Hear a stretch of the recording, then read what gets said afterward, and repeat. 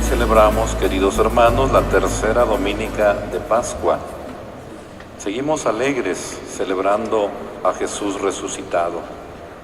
Decíamos que nuestra alegría por la resurrección de Jesús no terminó el domingo de resurrección, ni 8 días después cuando celebramos la octava, sino se prolonga por varias semanas, 50 días pascuales en que estaremos celebrando a Jesús resucitado.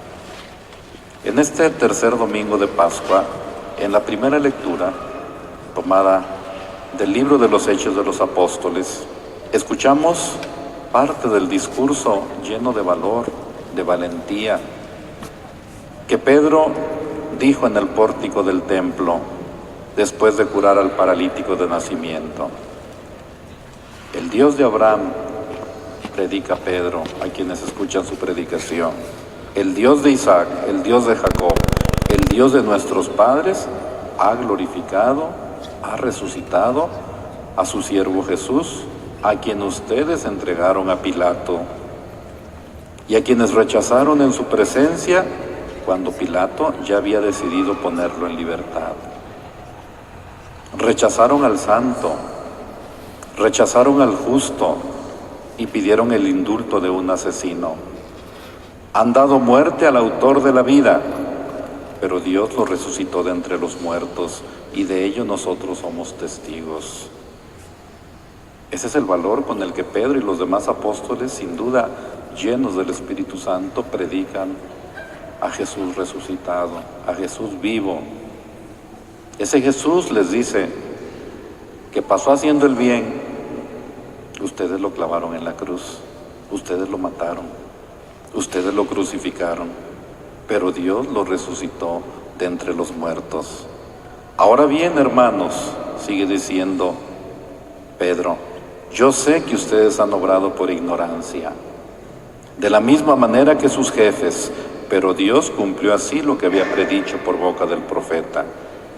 Su Mesías tenía que padecer. Ustedes arrepiéntanse, conviértanse, para que se les perdonen sus pecados. Durante todos estos días de Pascua estamos escuchando al autor del libro de los Hechos de los Apóstoles, que nos narra por una parte la vida de la comunidad de la iglesia naciente de Jesús, y por otra nos narra, sobre todo el Evangelio, nos narra las distintas apariciones de Jesús resucitado a sus discípulos, para animarlos, para fortalecerlos, para convivir con ellos y para enviarlos a la misión. En la segunda lectura, tomada de la primera carta del apóstol San Juan exhorta a los cristianos a vivir según los mandamientos y los invita a confiar en Jesús, porque Él entregó su vida por nosotros. Además, es el que intercede por nosotros ante Dios. Dice San Juan, hijitos míos, les escribo esto para que no pequen, pero si alguien peca, tenemos como intercesor ante el Padre a Jesucristo el justo, porque Él se ofreció como víctima de expiación por nuestros pecados, y no solo por los nuestros, sino por los del mundo entero. En esto tenemos una prueba de que conocemos a Dios, en que cumplimos sus mandamientos, porque el que dice, yo lo conozco, pero no cumple sus mandamientos, es un mentiroso. Si decimos que amamos a Dios y no cumplimos los mandamientos, dice San Juan, pues eso es mentiroso.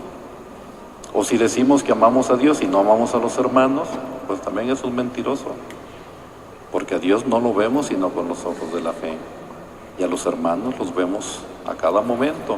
Convivimos con ellos, estamos con ellos. Si amamos a Dios, tenemos que cumplir los mandamientos. Si decimos que amamos a Dios, tenemos que amar a nuestros semejantes, a nuestros prójimos. Y la verdad, sigue diciendo San Juan, la verdad está en Él. Aquel que cumple su palabra, el amor de Dios ha llegado a su plenitud. Y el Evangelio que nos presenta hoy la liturgia de la palabra, el Evangelio de Lucas, nos describe otra de las apariciones de Jesús a sus discípulos.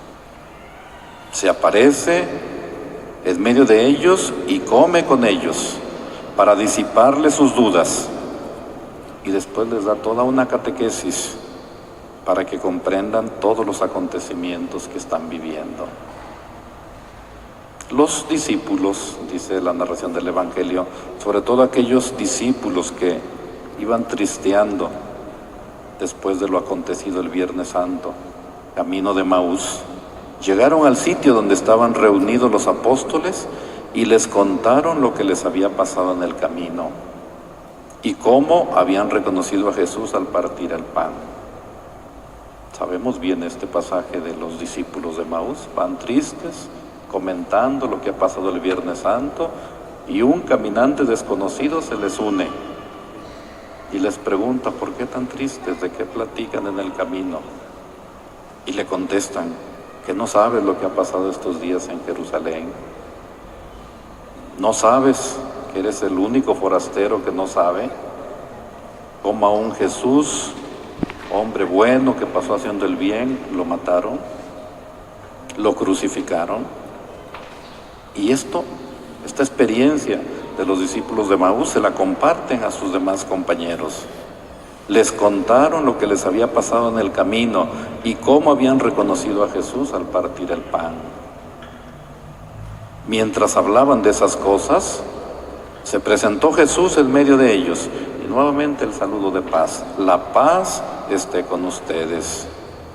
Y ellos, desconcertados y llenos de temor, creían ver un fantasma. Y Jesús les dice: no teman, soy yo. ¿Por qué se espantan? ¿Por qué surgen dudas en su interior? Miren mis manos, aquí está la señal de los clavos. Miren mis pies, soy yo en persona. Tóquenme, convénzanse. Y les mostró las manos y los pies. O sea que el Evangelio nos presenta pues a los discípulos comentando lo sucedido y cómo poco a poco comienzan a reconocer a Jesús, sobre todo a través de un gesto muy peculiar, el partir el pan, y lo reconocieron en la fracción del pan. No obstante, sigue habiendo en ellos miedo, duda, desconfianza, desesperanza. Por eso Jesús irrumpe nuevamente con el saludo: la paz esté con ustedes. El miedo y el desconcierto pesan más que la certeza. Por eso creen ver un fantasma. Cuando el amor no ha permeado la vida ni fundamentado la fe, no hay claridad en lo que se cree, en lo que se ve, en lo que se espera. Y la paz, sobre todo la paz del Señor, la paz que solo Él da a nuestros corazones. La paz es la confirmación de la presencia viva del resucitado. Es la certeza de que los temores deben quedar en el pasado, porque los pecados han sido perdonados. Cuando hay pecado no hay paz. Cuando estamos mal con Dios, ahí hay una espinita en nuestra conciencia, en nuestro corazón, que nos está recordando nuestra maldad, nuestro pecado. Pero cuando estamos bien con Dios, estamos en paz, con nosotros mismos, con los demás. Por eso esta expresión de Jesús sirve de consuelo a sus discípulos: la paz esté con ustedes. ¿Por qué se espantan? ¿Por qué surgen dudas en su interior? Y los discípulos, decía, poco a poco van reconociéndolo, sobre todo en ese gesto de la fracción del pan. Pues esa paz es la que debemos pedirle al Señor en nuestra Eucaristía. Que reine la paz en nuestros corazones, que reine la paz en nuestro México, que reine la paz en el mundo entero. Y solo Él nos puede dar la paz. Pues esa que sea la intención en nuestra celebración eucarística dominical. Pidámosle la paz, sobre todo para aquellos países de Oriente donde ahora hay guerra, pero también pidámosle la paz para nuestra ciudad, para nuestro estado, para nuestro México, ante tanta situación difícil de violencia que estamos viviendo. y que nos dé su paz a cada uno de nosotros. Con esos sentimientos, pues, queridos hermanos, vamos a continuar participando en nuestra Santa Misa Dominical.